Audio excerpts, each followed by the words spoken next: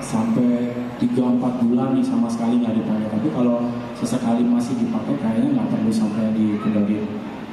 Terus sama senar, oh ya, jadi gue juga kerja sama senar. Ini mungkin yang gue terapin. Jadi dulu tuh gue selalu agak nggak nyaman kalau senar udah kayaknya. Mungkin teman-teman pasti gitu, makanya kalian pasti nyari elixir, benar nggak? Elixir kadang-kadang awet gitu. Nah, tapi ya kita tahu lah elixir itu harganya nggak murah, dan nggak tahu beberapa hari ini gue ngerasa pernah nyobain itu putus. Nah ini mungkin bisa kalian coba. Kemarin itu gue coba setiap habis main, kan sekarang udah banyak tuh kayak di toko-toko tuh ada yang pemoles, ada yang modelnya nomad atau GHS atau apa tuh, mungkin banyak lah di toko itu. Tapi kalian bisa coba, ini gue juga baru nyobain sih, dan ternyata cukup awet juga pakai baby oil. Kalian udah tahu belum? Kalau mamanya katakan lagi habis stoknya, ya tapi PR-nya ya kalian harus inilah ya, harus nuangi baby oilnya. Kalau mamanya alat-alat gitu kan udah disediain semuanya. Baby oil itu setiap kali habis main kayak saya nih, gue ini nggak pakai ketan. Itu dilap, dikeringin dulu, lalu pakai kayak tisu microfiber, dilap satu-satu. Itu katakan senar apa yang nggak makan? Ernibol kan nggak banget, tapi enak banget kan semua.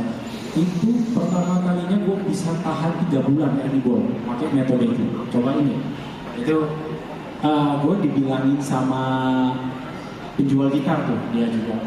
Jadi gue mungkin beberapa teman ada yang tahu lah pakai baby oil. Baby, ya? Ya.